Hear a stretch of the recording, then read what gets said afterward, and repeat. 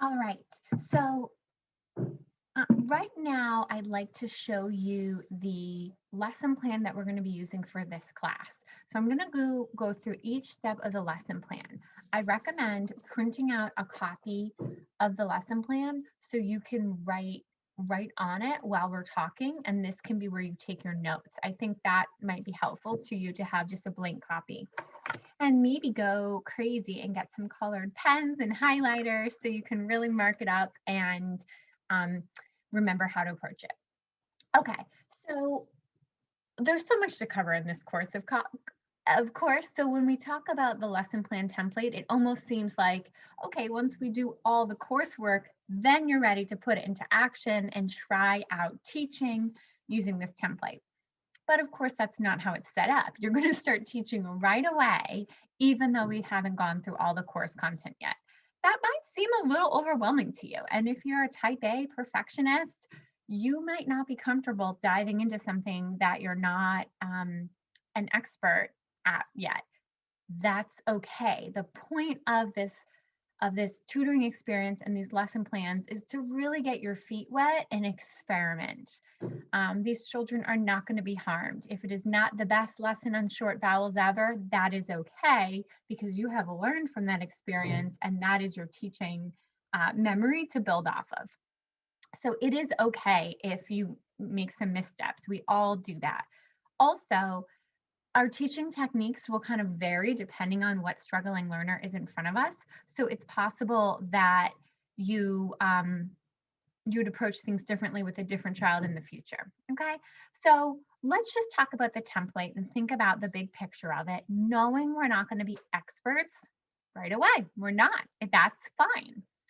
Okay, let me share my screen so that we can all look at the lesson plan together. Okay, this little penguin is a little ominous looking in the background, so I'm going to move him in case you were wondering what that was. All right. So the lesson plan template, this lesson plan template has 10 steps. There's just something nice about the number 10, although of course there's nothing magical about the number 10, so it doesn't really matter. I've written at the top, structured literacy lesson plan. Notice the top just has the essentials, the date, the lesson number, student, tutor, subjective notes. That means like kind of with your judgment. Was the student super tired today? Did they come in after an argument with their sibling and are they visibly upset? Were they really excitable and bouncing off the wall? Is it their birthday? Were they 5 minutes late? Anything like that that might provide a context for how the rest of the lesson went, that would be helpful. Just a little note to yourself. Your lesson objective is the new topic that you're teaching that day. So, new skill. And often this is, for the purposes of this class, it's going to be a phonics scale. So, short A, or the digraph SH, or the suffix ing. It's going to be something super specific. It is not going to be all vowel teams because there's dozens. Lesson review is usually just what we taught yesterday. So it could be yesterday's or, the prior lessons new skill. So if I taught short A yesterday, I'm reviewing short A today. You just pop it over there. So it could be the skill from yesterday, or it could be like an ongoing issue that the student has. Like maybe you're working on the BD reversal and you've added in like a BD review activity, and that's just kind of happening every day. So your lesson review, you could just kind of always keep the BD up there until you kind of graduate that to the background. Your whole lesson is basically a cumulative review. So don't stress about what to put here, okay? Because pretty much like all these steps, you're reviewing things. You're not listing every literacy skill that you're reviewing. I guess just list the one that's sort of like on the front burner to be reviewed, okay? So steps, let's see, 1 through 4, this is all review. So this is your review zone. Feel free in this zone to add other rows. Like if you wanted to have a daily BD review game, you could insert that in. If you wanted to have a letter formation warm up, add that in. Those sorts of things are just going to be depending, like this template is supposed to be fluid. It just helps for when you're being trained for me to make the decisions for you and give you a template to use. But the idea is that once you're a specialist, you are making your own decisions on how to tweak the template in a certain direction to meet the needs of your specific child or group. So this template is not like the ultimate. You will not be using this for every child that you ever work with in grades K through 12. No, this is just sort of like a basic one. And then I expect that you could design your own intervention templates based on whatever goals you have for your student. But for our 10 practice lessons, let's use this. Okay, so let's think about our review activities. Notice right here, I have starts with a phonemic awareness drill. This could be a published phonemic awareness curriculum like Haggerty or Kilpatrick, and I'll show you those. This could be using an Alconin board. You might remember those from reading the Birch book, multisensory teaching. And you probably saw those in the class with Liz Scottron, 688. This could be something that you print out from online, like a Florida Center for Reading Research printable game, about initial sound or segmenting words with blends or something like that. So this is kind of wide open. It should be tailored to a known weakness that your student has. Okay, it makes sense that it would be a known weakness. So you're not just picking any random phonemic awareness scale. If you've noticed that they have trouble sounding out words with blends, like writing the word black, if they spell it B-A-C-K, okay, that tells you they're having trouble with blends at the beginning of a word. So you might be doing some work where you're sounding out those kinds of words. You're doing some finger tapping, or you have an Alconin board and you're moving chips on those little boxes, something like that. Phonogram cards. So you in the Orton Gillingham Reading Clinic, we will have you purchase these cards from Wilson, or any color-coded cards where the vowel is one color and the consonants are another color. That's what we're looking for here. You can make these with index cards. You can get them at Staples, and you can make your 26 consonants, and then you can add your digraphs. You could put those on white index cards, and then you could get a pack of pink. You know how they have those pastels? And you could make your vowels. Or you could even just use your white index card and write the vowel in red. That would be fine, okay? So if you would like to try out flashcard drills, but it's just not in the cards financially, make them.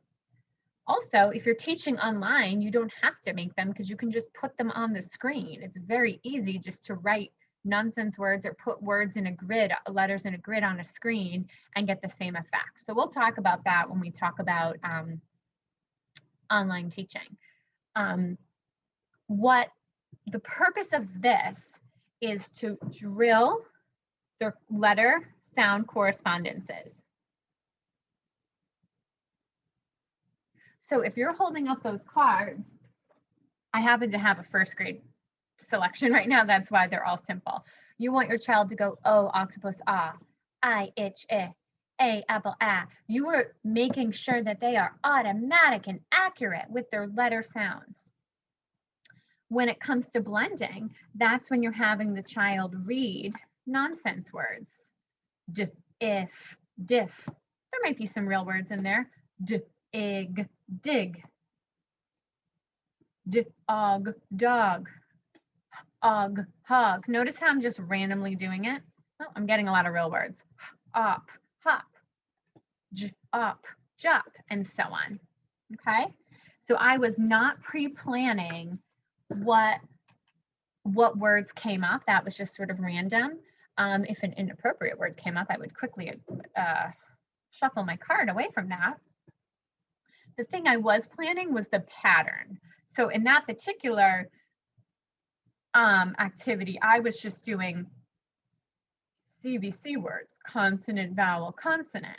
I could also adjust that drill to make it so that there was a blend at the beginning. Of course, I don't have my cards prepared for this, so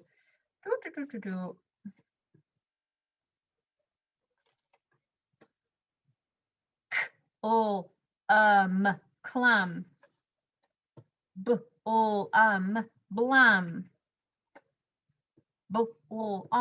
blom. We could also get into the silent E pattern, blom, and so on. So the idea is that the words that you're doing are random because you're trying to have them not memorize words. The part that is not random is the patterns. So you're deciding, okay, I want to work on these certain patterns with the kid, and that's what you're, and that was the blending drill. So I'm going to say sounding out real and nonsense words. So you can either, you do two steps here. You'd quiz them on the pack that you want them to work on, you know, and then you'd assemble them into nonsense or real words for them to blend. And this is quizzing them on, do they get the code? Can they sound out and attack an unknown word? Next up on our template, we have sight words. For the purpose of this class, if you wanted to delete something, I would say you could delete sight words because I want you to focus on being really strong at teaching phonemic awareness and phonogram cards. Schools tend to do a good job teaching sight words these days and not so much the code and the structure of language. So if you have 10 lessons with a child, focus on the code, okay? But in a dream world where you're able to tackle everything, sight words, you'd have your review deck, your review pile, which could be anywhere from like 3 to 10 words that you're reviewing, and each week you're presenting like 1 to 2 new words. You are not having them, actually I should say 0 to 2, because if a word that you presented from last week is super tricky, that might stay up on the forefront and have to be considered a kind of like even though it's not new, it's the challenge level. So perhaps if you were teaching the word said, and they just could not get that, and that just needed to last for a few weeks. So anytime a word is struggle, that goes in like the new category, you know what I mean? You only want to have like a couple words that they're really struggling with, then they can kind of graduate to the bigger pile of words that you just review. This could be for reading or spelling. So depending on your student, like if you have, sometimes when I give a 2nd or 3rd grader, they've memorized a ton of sight words by that point. So I'm not spending any time teaching them how to read sight words. Sometimes I've shifted and I'm working on spelling of sight words, so that in their writing, they know how to spell some of our high frequency words. But again, for the purposes of this class, if you just want to delete that right off your template, fine with me. Review activity. So your review activity is going to be whatever you did yesterday, or before that. So let's say I'm kind of starting at the beginning and I've been working on short vowels, and I'm just teaching kind of like one new letter a lesson. Whatever I taught yesterday, if I taught short A yesterday, I'm going to work on that. I'm going to be working on some kind of review word reading game where they can do that. Or if I have some cleanup work to do, cleanup work would mean something like, let's say like short E versus short I. Like an issue that they're having trouble with, and I want to do a sort or review word list where we highlight the vowels and then we read it. Or if we needed to practice like SH versus CH, those kind of phonological errors that trip up our early students sometimes need a specific lesson to distinguish between the two of them and clarify.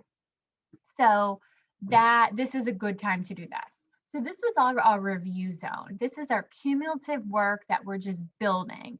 These things are like foundational skills. Always doing phonemic awareness, always pushing them to decode and rely on the code rather than guessing or memorizing. Optional for our class, and then you review something. Now we're getting into the meat of the lesson. This is where the new stuff happens. We've got guided discovery of the new concept. That's just a very fancy way of saying, you know, this is like the mini lesson, or the part where you're doing the direct teaching. And this right here, your new skill, that's where this is introduced, okay? So your new skill that you're teaching, you're gonna introduce that here. So first you're gonna activate prior knowledge, connect it to something they already know. Are you talking about short vowels? You're talking about consonants? This is like 15 seconds. We're not doing a whole reteach thing. We're saying something like, you and me have worked on a lot of short vowels so far. Tell me the short vowels we've worked on. Let's look at our past lessons. Yes, A, apple, A, O, octopus, ah. All right, I want to have you ready today because we're adding a new vowel to our pile. That's it. Brief, short and sweet, and then we're getting into it.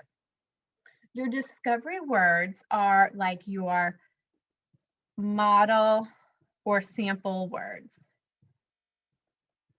So if you were teaching in a classroom, these would be the words you put up on the board, the smart board, the whiteboard, the easel, whatever, and you'd be teaching from them. They have to include your new sound and they have to be decodable.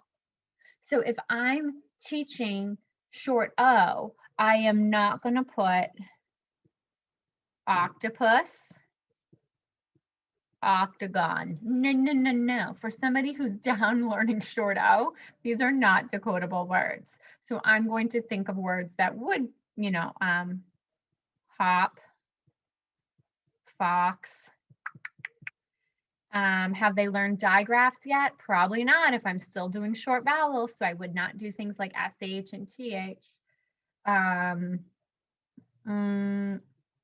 Log. Okay, so those could be my sample words that I'm using to teach. Now notice how it says auditory and visual. Before I show them the words, I'm going to say them out loud and basically ask them what sounds the same. So they wouldn't see anything but me. I'd say something like this. I want you to listen closely to these words. What do you hear in the middle of these words? Hop, fox, log. Echo after me. Hop, fox, log. Okay. What sound did you hear in the middle? What was your mouth? Ah, that's right. My mouth is a round shape. Ah. Do you think it's a vowel or consonant?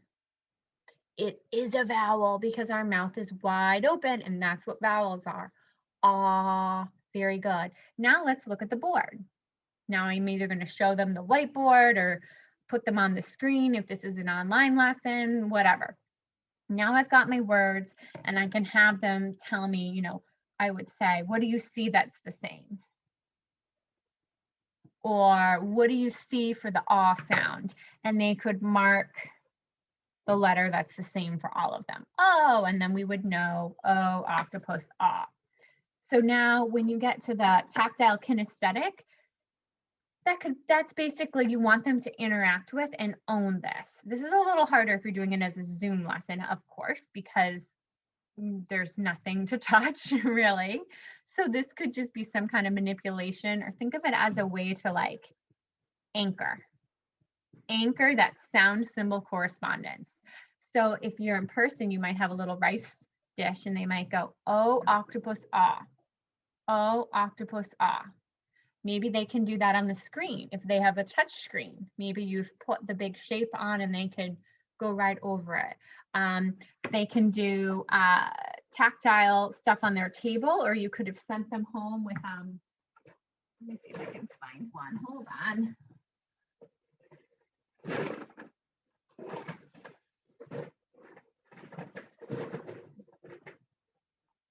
Okay, something that they could have at home that's bumpy. This is that embroidery stuff. They could, oh, octopus, ah. Oh, octopus, ah. So that's one option. There's not a ton of research in those kind of tactile things like that makes or breaks it. For some kids, it definitely is effective. For other kids, they're just doing something mindless and it doesn't connect. And if they're just rubbing their hand on it, then that's just tactile. To make something multisensory, you have to engage more than one sense at the same time. So looking at their finger and saying the sound at the same time, now we've got multisensory. We've got a lot going on. Okay, the new word list. This is where we would take our new skill. We just taught it. Now we have a whole word list with just our new skill. So if we were doing O, it would be, all short O words. Now this is a 5x4 grid. 20 words is a random number. That might be way too much for your student. For some of my students, I'm doing like a 3x3 list, and that's plenty. For some of my kids, I have to make it, I have to do word families because they're so impaired that I have to make it even more predictable before I can pull away that little scaffold. Okay, so if I was doing short O, that's what that would look like. We still do this at the upper level. You could be doing sail, bait, main, drain. Can't think of anything else here. We'll leave it at that. So that would be an example of AI. This could work for spelling rules too. If you just taught a spelling rule, skipping, jogger, this is our 1-1-1 rule, etc. So whatever you just taught, you're going to have a curated word list for them to practice right here. Likewise, we're also working with sentences. So if I'm doing short O, my sentence could be the fox sat on the log. Mom, whoops, that should be an O. Mom can jog with me. And these should be completely decodable. Now, perhaps with is a high frequency word, so perhaps they haven't memorized as a sight word, but if they don't, this is something I haven't taught yet. I haven't taught how to short I, and I haven't taught digraph, so I would have to be prepared to read that word for the student. So we have our review. We have our new zone where we do the lesson and then we do the word reading. After that, we're getting into spelling, like the application. So spelling and then putting it all together with reading. The encoding activity is some sort of practice activity where you get your hands on these letters. So if you are working in person, you might be doing something like Wilson magnets or reading rods, and I'm going to show you all these materials as we go through the class. You also might have some sort of printable spelling game. Emphasis on the actual spelling though, not just like moving around a game board aimlessly. Something like that. The idea is you're putting it into practice in a little bit more of a engaging way than we just did here. Then your spelling, so this is a short O lesson, let's say. So I'd have the short O, the first sound I would do would be short O. Then I'd have a lot of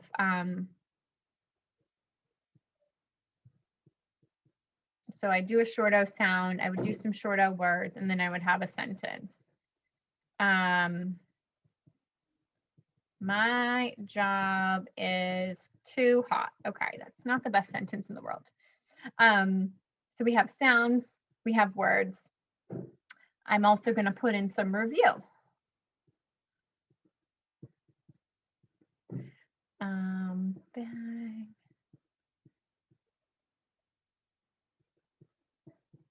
Okay, so my new, I've got a feature, sentences and or sounds, words, and sentences that feature my new topic, and then I also have review.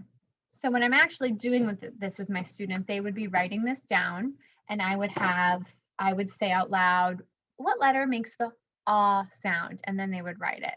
What says ah? What says and so on. Then we'd go on to words, and the point is to have them tap. So I could say, I usually say echo, fox, fox. Now tap it, ox, F-O-X, F-O-X. Echo, rod, rod, and so on and so on, okay? And then the oral reading with comprehension ideally should be decodable text. Now, not luckily, but in a pandemic, there's a lot of resources online. I encourage you to go to Spire, and I can give you the link for this, and immediately download everything they have so you do not lose it. Hopefully it's not going anywhere, but it might be taken away. And right now, all the materials are free and available online. And this is a lifesaver for this class. If you work in a school that has access to decodable or controlled text, good. You can use any of that as well.